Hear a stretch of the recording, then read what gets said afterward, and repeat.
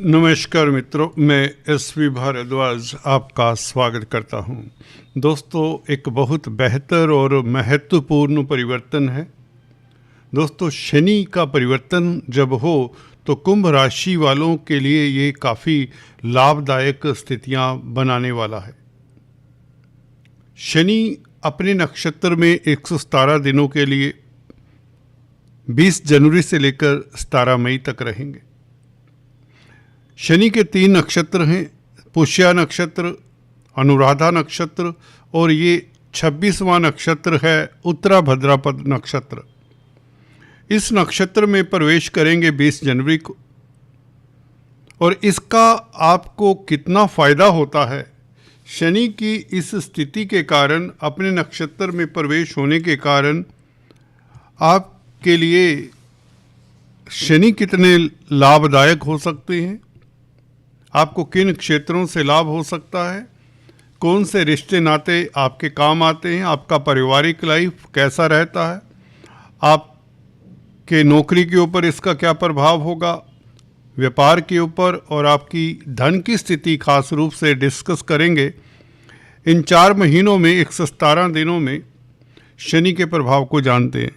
उत्तरा भाद्रपद नक्षत्र दोस्तों बहुत उत्तम नक्षत्र है। इस नक्षत्र में जो जातक पैदा होते हैं वह काफ़ी इंटेलिजेंट होते हैं, वाइज होते हैं और ज़िंदगी में अपने मुकाम को हासिल कर ही लेते हैं। शादी के बाद उत्तरा भाद्रपद नक्षत्रों का जो भाग्य है जल्दी उदय होता है। इनकी स्त्री, इनकी वाइफ ग्रह लक्ष्मी का कार्य सचमुच में करती है। तो दोस्तों, चर्चा को हम अपने बिंदु पर लाते हैं, खास बात करते हैं शनि की। शनि का अपने नक्षत्र में प्रवेश करना, द्वितीय भाव में आपके गोचर कर रहे हैं। कुंभ राशि वालों, आप गौर कर लीजिए। अगर आपको अपना लगन मालूम है तो ये चर्चा लगन पर भी आधारित है। जैसे कि आप देख रहे हैं, गुरु की राशि में शनि अभी गोचर कर रहे हैं और अगले साल तक यहाँ पर रहेंगे और इस साल कोई ट्रांजिट नहीं करेंगे।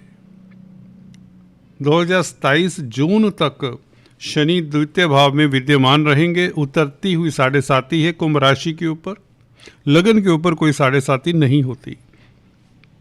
दोस्तों, शनि सेकंड हाउस में अपने नक्षत्र में एक सूत्र है दोस्तों, सिंपल है। कोई भी ग्रह अपनी राशि में हो, उच्च का हो, मित्र क्षेत्री हो या अपने नक्षत्र में हो, कोई भी ग्रह अपनी राशि में हो, उच्च का हो, मित्र क्षेत्री हो या अपने नक्षत्र में हो या D9 चार्ट में भी अपनी राशि में हो, मित्र क्षेत्री हो, उच्च का हो, तो वह राजयोग कारक होता है, सुखद फल देता है। यहाँ पर शनि मित्र के घर में तो नहीं है, परंतु गुरु इनके दुश्मन नहीं होते। गुरु के साथ इनकी समता रहती है, ना मित्रता है ना दुश्मनी है, तो इसलिए चलिए ठीक हैं। द्वितीय भाव में वैसे भी राशिपति का बैठना अच्छा ही होता है। खासकर कुंभ लगन राशि की अगर चर्चा करें तो सेकंड हाउस में बैठकर यह आपके कैरियर के लिए अच्छा है। अपने नक्षत्र में हो जाने के कारण कैरियर में आ रहे अवरोध तो दूर होते ही होते हैं, क्योंकि सेकंड हाउस अर्थ त्रिकोण का हिस्सा है। कैरियर संबंधित मामलात में प्रोग्रेस होगी ही होगी। कामकाज को लेकर नई रूपरेखा बनेगी। एक मन में उल्लास सा होगा, एक मन में एक खुशी होगी, मन में कहीं ना कहीं मन एक स्थिति जो है वह अच्छी हो जाएगी। यहाँ पर शनि को बल मिल जाता है। बेसिकली कोई ग्रह अपने नक्षत्र में हो तो एक्स्ट्रा बल से युक्त होता है, स्ट्रोंग हो जाता है, उसका प्रभाव क्षेत्र बढ़ जाता है। शनि का प्रभाव सेकंड हाउस से आपको कई तरह के सुख साधन मिलते हैं, चल प्रॉपर्टी बढ़ती है। शनि से संबंधित अगर कामकाज कर रहे हैं तो स्थितियां आपके लिए अनुकूल रहेंगी। कुल मिलाकर शनि का ये गोचर आपके लिए बहुत अच्छा है। लग्नेश का राशिपति का दोस्तों सेकंड हाउस में बैठना वैसे ही अच्छा होता है। आप वाणी से धन कमाने वाले होते हैं, कुटुंब के लिए जी जान लगा देने वाले होते हैं, आप फैमिली मैन होते हैं। इस अवधि में अपने नक्षत्र में प्रवेश करने से फैमिली के लिए आपके पास भरपूर समय होगा। क्वालिटी टाइम आप अपनी फैमिली को दे सकेंगे और कहीं ना कहीं धन की स्थिति भी बेहतर होती है अपने नक्षत्र में प्रवेश करने से। खासकर विदेशी कामकाज में भी आपको सफलता मिलने के योग बन जाते हैं। एक्सपोर्ट इंपोर्ट के कार्यों में खास सफलता मिलने के योग बन जाते हैं। इस तरह की स्थिति में अगर आप सोशल वर्कर हैं, समाज सुधारक हैं या अध्यात्म से जुड़े हुए हैं, तो भी अपने नक्षत्र में उत्तरा भाद्रपद नक्षत्र में शनि का प्रवेश कुंभ राशि वालों के लिए बहुत बेहतर रहेगा। कुंभ राशि के लिए ये महत्वपूर्ण समय रहेगा, खासकर फैमिली मैटर्स को लेकर, कैरियर को लेकर, विदेशी व्यापार को लेकर, धर्म कर्म को लेकर और कहीं ना कहीं निवेश अगर करना चाहते हैं, विदेशों में अगर निवेश खासकर करना चाहते हैं तो बहुत उत्तम रहेगा। प्रॉपर्टी संबंधित कामकाज अगर आपके अधूरे रहे हैं, कोई विवाद है प्रॉपर्टी को लेकर, जमीन जायदाद को लेकर, क्योंकि शनि को प्रॉपर्टी के साथ जोड़कर देखा जाता है। कंस्ट्रक्टेड जो मकान होते हैं, बने हुए जो मकान होते हैं भाई बहनों, शनि उसके कारक होते हैं।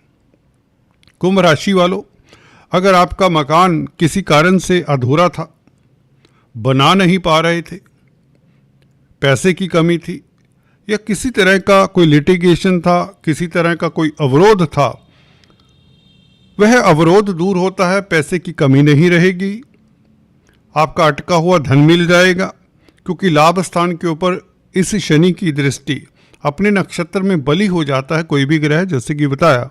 तो अब लाभ होगा, अटका हुआ धन मिलेगा, जिससे आप अपने कार्यों को सुचारू रूप से कर पाएंगे।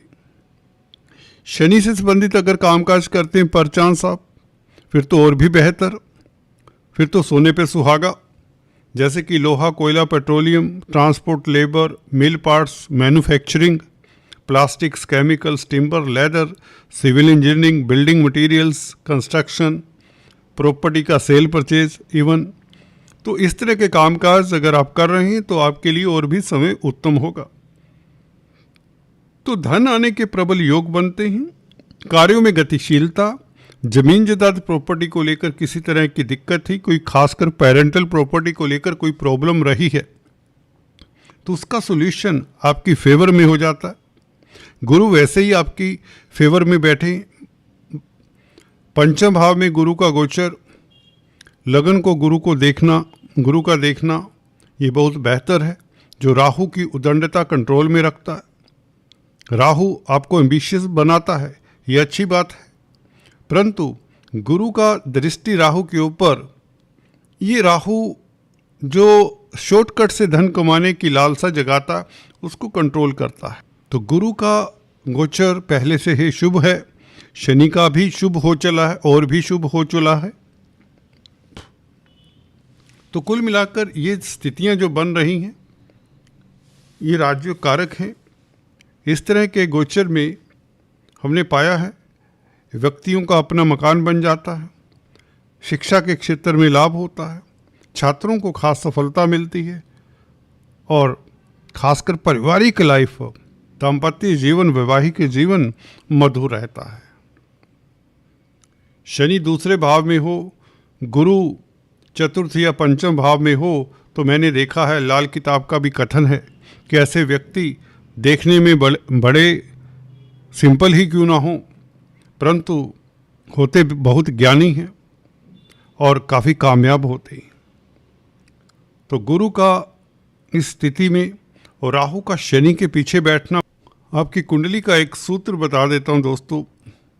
अगर आपके हॉरोस्कोप में कोई भी ग्रह कहीं भी बैठा हो, उसका रिजल्ट, उसकी महादशा का रिजल्ट आपको चेक करना है, तो उसके पीछे वाले ग्रह को देखें।